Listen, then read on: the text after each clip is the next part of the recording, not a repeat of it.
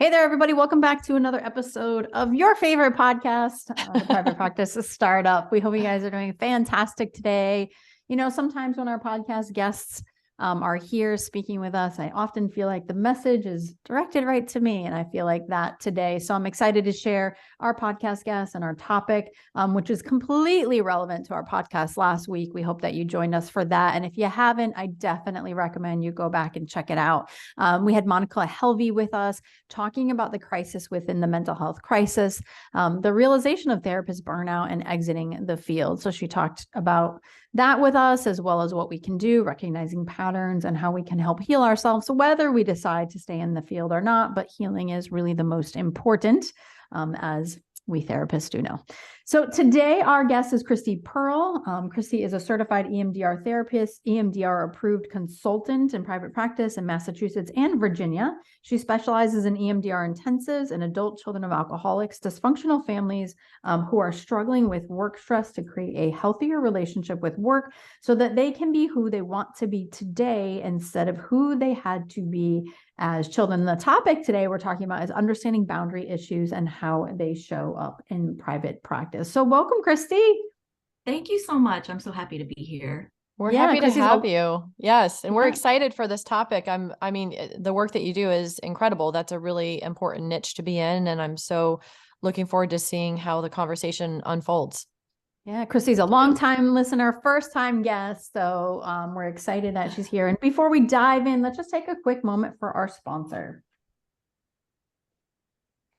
So Christie, how did you decide to get into the field of mental health? Well, like so many of us, I'm going to be bold and right out of the gate here and say that most of us don't enter the mental health field out of purely altruistic reasons, that we are sort of compelled in a sense to enter the field out of our own wounding, out of our own pain, out of that compulsion to repeat what we haven't repaired yet, and try to serve in that way. So I think we all have a tendency to do that, and I certainly did that out of my own pain. I actually had a second career. My first career was very much me repeating my own family patterns and going into a field that I really didn't care about, but my family thought was really great. So I did that for a little while. And then eventually, after I did some of my own work, went back into school and became a therapist. I've had my own journey, just like most of us do. Nice. What did you do before? I actually went to school. I got a master's degree in criminal justice and was working in the legal field. But what was interesting was that even in that field, I always seemed to be circling back to healthcare. And so I was sort of circling around that for a while, but eventually made my way to where I am now, which I'm very happy where I am now, but it definitely was a long journey. You know, it's so interesting that you say what you said, because Kate and I have often found when we were coaching therapists to help them build their dream practice, most often we align with our ideal client, either because we are them or that we've helped someone, struggling with that situation. So we often say, just think of yourself, right? And really then we know who our ideal client is. So yes, very, very many of us have came into the field that way, for sure. So what made you so interested and passionate about this topic specifically? Well, again, personal experience and working with other people, and getting to the point where I am now, I did have to do a lot of my own work. So I do really understand where people are coming from, what people are feeling and experiencing. And I think that the nice thing is when you do your own work, you can serve in that way. Prior, I probably couldn't have helped other people with these issues because I was struggling with them too much myself. So I think that when, the healthy version of service, the healthy version of having had your own history is when you have done enough healing that you can be of service to someone else. And I would say, to the extent you're ever done, but I think I've done enough work on myself at this point to be able to really take a look at some of these issues, boundaries, and, how that shows up in our work, because, I've got enough distance from it myself. Gotcha. So what are some of the common themes that you see therapists deal with in regards to the boundary issues and how it shows up with work? Yeah. Well, I think, and I think I have this conversation with pretty much every client that I have, is that we confuse empathy with codependence.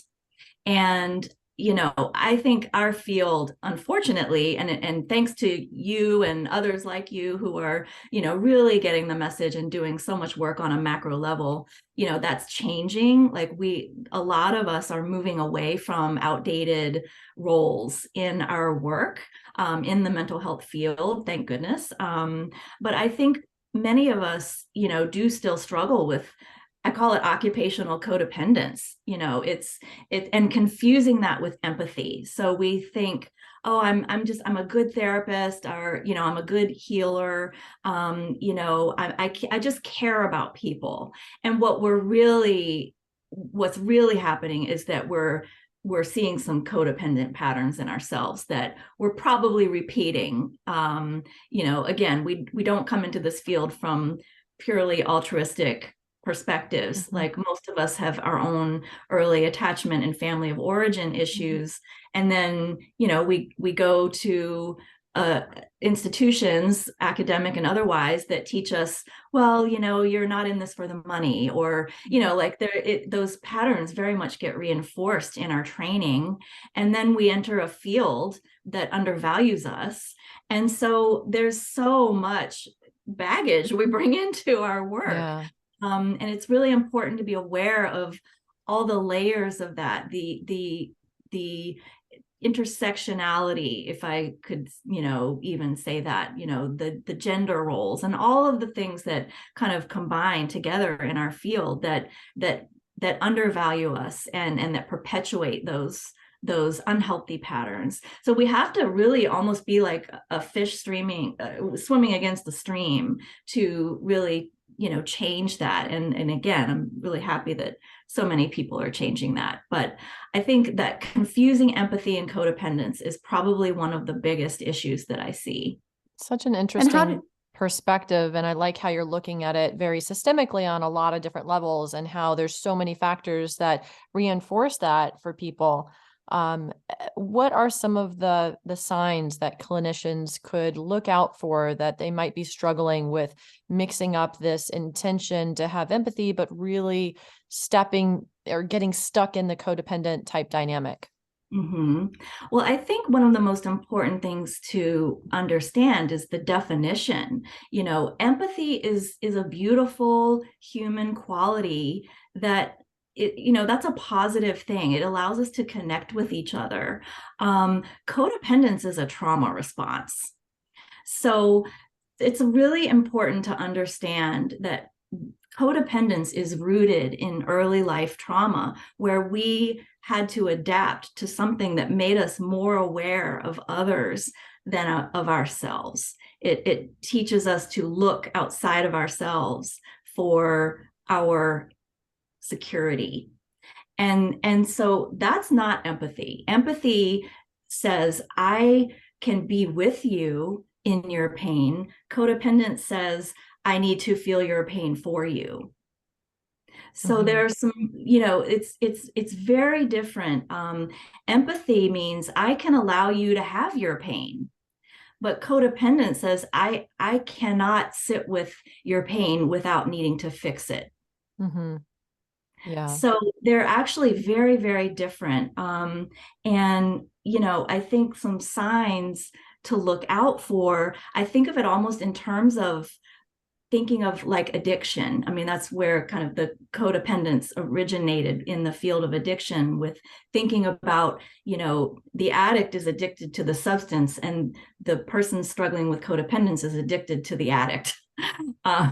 So I think in that way, we become addicted to our work. We become addicted to our clients. You know, if like right now, probably the most of your listeners are therapists. So, you know, we can become addicted to our clients.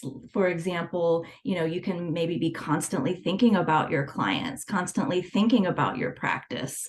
You know, if we think about increased tolerance. So I used to get upset if my client no-showed me, but now, you know, I don't even like, whatever, I don't even care. You know, it doesn't really bother me. Or you know, loss of control. Like I said I was going to give myself 10 minutes in between my sessions to write my notes, but I ended up, you know, scheduling other things in between then. Like we feel out of control. I think those are, you know, a few signs to look out for. Or even, you know, blaming. Well, you know, I guess I could make more money if the insurance companies would just pay us better. Like there's this real sense of powerlessness and helplessness. And I think that is really important to pay attention to when we are sitting in some old victim roles, that we don't feel we have choices and we don't feel like we have our own sense of agency to do anything about. Yeah, and one of the other examples I was thinking about is, you know, if you like work in a buffer between sessions and then, oh, well, the client needed me, so I just extended session, didn't charge them. Yes, you exactly. know, they needed me, you know, rather than Yeah, having clear boundaries around that or communication. Right. If exactly, like going over sessions, not charging clients for no shows, or, you know, this thinking of, well, if I don't help them, who will? Like taking on clients because they need help. Well, if they, you know, if somebody needs help, it has to be me to do it because who else is going to help them? All of this, you know, really contributes to kind of what you were alluding to earlier, which is burnout. You know, and none of this is empathy in action. This is this is over functioning. It's funny as you mentioned this, you know, I'm just thinking about my very first job in the field, right? Like 23 years old, community mental health, case management. And wow, like no one, you know, obviously I was in a master's program. I started my master's program, but, you know, no one was like talking about this, right? And no one talked about what you might experience. But gosh, I remember, you know, my young 20s thinking, A, I could save the world. B, I took it all home and just like, you know, sat with it. And it was pretty tough emotionally. So there wasn't even discussed, you know, so as you say this, but yeah. Well, that's part of the institutional problem, you know, that it's not discussed. And I don't know if it is now. I haven't been in school for a long time, but, you know, I hope it's being talked about more. But I think that's one thing that makes podcasts like this so important, so that it even occurred, because I was the same. It didn't even occur to me to feel, I knew it bothered me, but I just didn't, like, I think I also, you know, was sort of accepting it or minimizing it, even like, this is just how it is. This is just what it means to be a therapist. And that's ultimately why I left community. I started my career in community mental health, and I only lasted a few years because I thought, you know what, if this is what it means to be a therapist, I don't want it. So interesting that you say that, Christie, because Monica on the previous podcast was just talking about that. And she says, then, you know, there's all the dominant discourse messages that support it and funny memes, you know, like that this is what it means, but it doesn't, obviously. So let's just take a quick moment for our sponsor.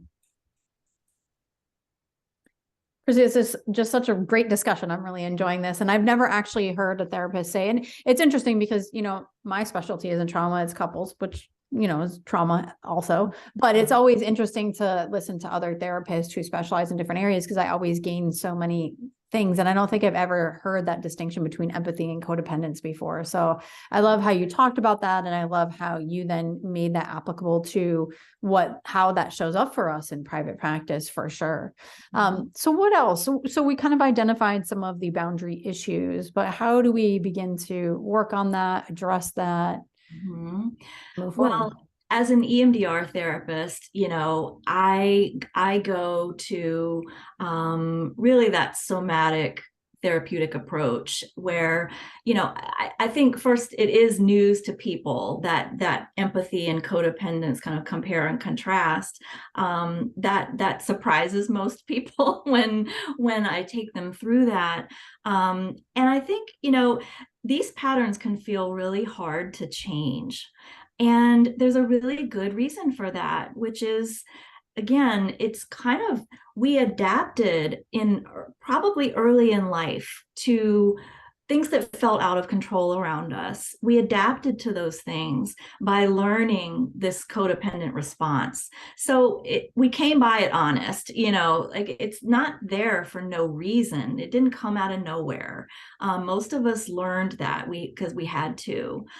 So it's really about helping people come more into their adult self today. It's coming into the present and learning how to have an adult perspective. So that codependent response, as a trauma therapist, I'm thinking in terms of that's the child response that you had to have back then.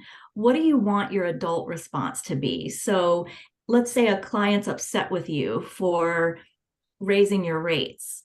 Well, the codependent response to that child trauma response is going to be, oh no, someone's upset. I can't have that. I can't handle that. I can't tolerate that. So I need to do something to fix it for them because I don't want them to be upset.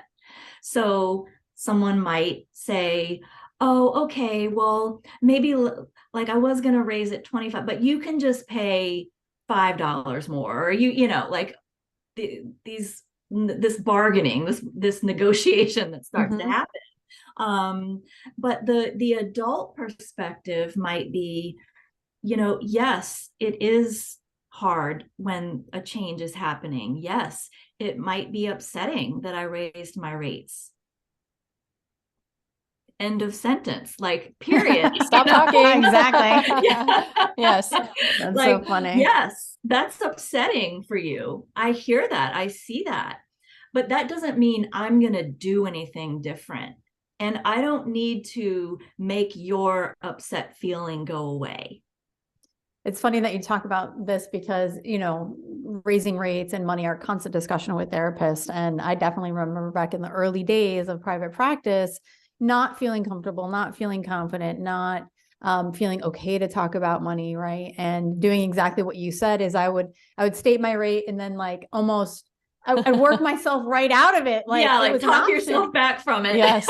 It was crazy. And I remember I had this realization because where my office was right near Chipotle. So often if I needed something to eat before I get in the office, I'd zip by Chipotle and I look up their menu and I'm like, oh, they increased their prices. I was like, oh, and they didn't ask me. And oh, I'm still eating Chipotle anyway. Like, it was like that realization, like, well, they didn't ask me. They didn't consult with me. Why do I need to consult with my clients? This is just what's so, and just kind of clearly state it. So yeah, interesting. And that takes assertiveness. And so assertiveness is sort of the antidote to insecurity and codependence. And I think about it's really about coming into a more secure relationship with yourself, so that you can have that adult perspective instead of that trauma response that you might, your brain might want to do. But it's about really in kind of developing your menu of options of how you can respond to people, as opposed to always having to default into that, I'm going to make it better for you, no matter what that costs me. Yeah, no, I like that. Mm-hmm. What else can we do? Well, I think that, it takes a lot of not just self-awareness, but practice.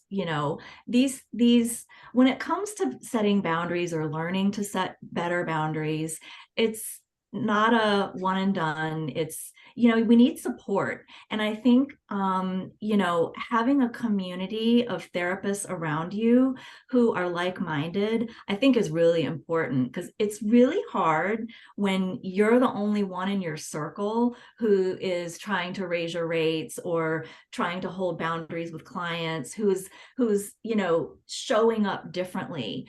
I think we've all had that experience of having colleagues or peers, even, it's not just clients reacting to us, but colleagues and peers, sadly, reacting to us.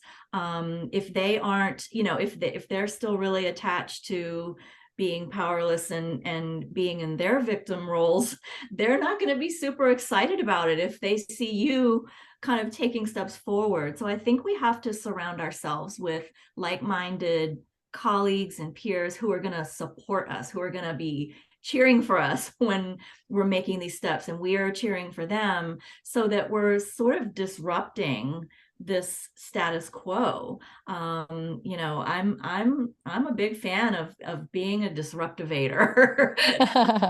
I love that. that, disruptivator.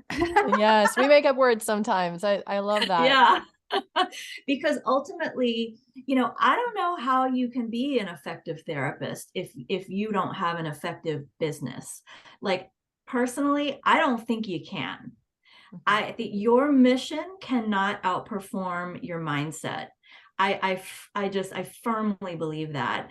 I don't believe you, and I'm being really provocative here, but I just don't believe you if you say you're being a good therapist, if you're not handling the business side of your practice. 100%, because we know how, when you don't have clear boundaries, how that just leaks into all of your life. And, Kate and I love talking about isomorphism, right? And that's, what one thing going on in this area and how it, spills over to this area. So yeah, you're right. You can't say I'm really boundaried, as a therapist, but with my business, I'm not. No, it's really one in the same. And, especially with working with clients and all of the stuff that they come with, is we do have to be very boundaried for our own health and wellness. And that is with the business. And, I remember a situation where it was funny, because I had a very clear policy in my private practice, but with my interns, I just felt like, your colleagues and whatnot. And I remember, I don't know if I had talked with Kate probably previously about my own private practice and setting a clearer cancellation policy, but like 3 of my interns had called out sick within like 45 minutes. And I was so annoyed and pissed driving to the office, right? Because I was going to be working 6 hours with one person, where usually it was double. And for me in private practice, it's always been, my emotions have been my barometer, right? If I'm having a very, whatever, strong emotion, it's like, okay, something's not right here and something needs to change, usually with me. So immediately I was like, okay, this is not working, but I would use it as a teaching moment. Like, the reason I'm doing this, guys, is because X, Y, and Z. And if I don't value me, you're not going to value me. And so I want you to think about this for your practice.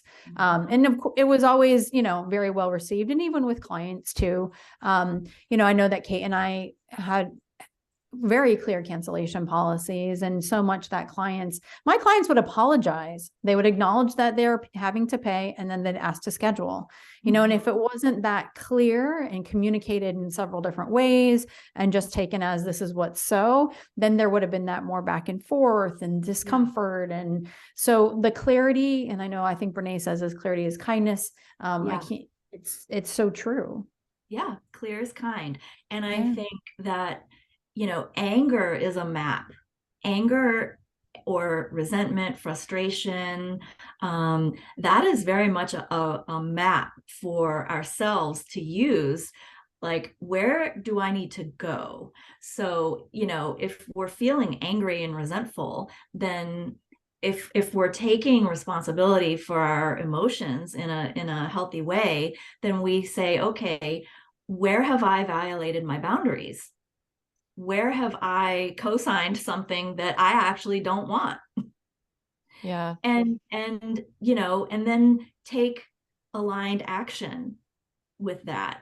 But that, again, that takes assertiveness, that takes learning, that takes support, that takes healing. And one of the things that, this can feel so hard to change, again, is because it's very much rooted in our early experience for many of us, in insecure attachments, insecure family experiences early on. And so that does take a lot of work to heal. It takes intentionality. And so I have such compassion for people who feel stuck in that, because I know what that feels like. But just, kind of a message is that you don't have to be stuck in that. I know it feels like that, but you don't have to stay stuck there. If, there is a way to heal. And, I think, again, it's why it's so important to do our own work, whether that's talk therapy or EMDR therapy or other somatic therapies, or, work on your own.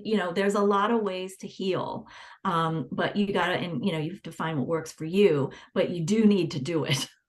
Christie, I so appreciate your message today, and it's been really inspiring and offers the sense of hope that therapists aren't powerless to just repeat these patterns and have this unhealthy dynamic. Not to say that everyone does, but for many therapists, this stuff can start small with, whether it's a boundary they're failing to set with money, time, energy, whatever it is, or something else in their business. And it starts to snowball and it becomes this big out of control thing that can easily consume them so much so that they say, screw this, I'm going to be leaving private practice or leaving the profession altogether.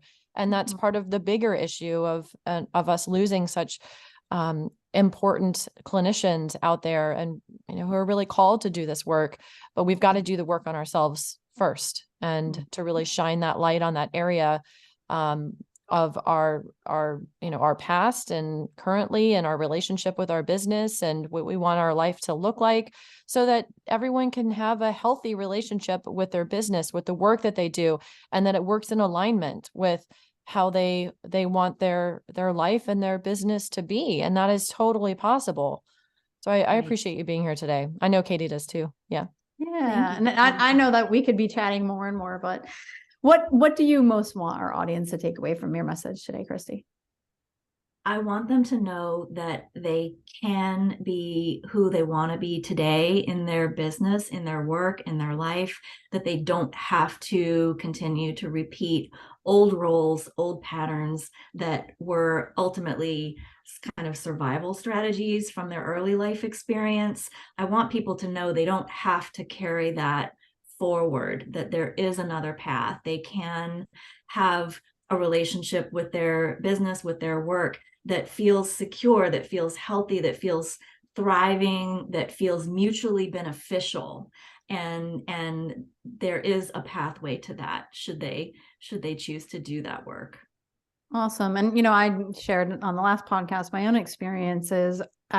Business to me is a mirror. And, recently not a little bit more than recently revealed, right? Like another area that I need to work on. And so I think sometimes when we're driven for success and high achievers, when it's not working in our business, is we'll kind of take a moment to step back and be like, okay, I really have to look at this. And then of course it always goes back to the deeper rooted stuff. So, talking to my high achievers and driven people out there, to really take this as an opportunity to do the work to have more freedom around, your life and your business. So thank you so much for being here. And I know that you have a giveaway for our audience. What is that? Yes. So if your listeners would like to go to my website, they can download my business relationship check-in. So just like couples have a way of checking in and might use a tool to check in with each other, this is a way for your listeners to check in with their relationship with their business and really evaluate some of those areas where things might be out of alignment, where it might not feel secure and thriving, and kind of do a little bit of that exploration for themselves. Awesome. Well, I so appreciate that. And I know that we actually had Nicole Keebler on our podcast before talking about her book. So I'm going to add that to the show notes page, as well as Christie's information in the show notes. And looks like, Christie, you probably know Nicole, because I saw you shaking your head. Yes. I don't, but I heard her episode with you, and I want to know her. I was so excited when I heard that, because she's one of only two other people that I've ever heard of who their work is so aligned with mine, that we're looking at how early trauma shows up in our work life. Yes. So I loved that episode so much, and I don't know her, but I would love to. So Awesome. Well, we'll connect you and make the introduction for you. So you that all would can be connect. wonderful. Our Yeah, yeah. I pleasure. haven't read her book, but it looks amazing, and I loved that episode. So I would love to connect with her. Yeah, the book was great. I read it myself and did the work. So It's on my list. nice. Well, we hope that you guys join us next time as we get to interview Jermaine Wall on the importance of mental health for Black men, breaking the stigma. Perfect timing for May being Mental Health Awareness Month. So definitely check that out next week.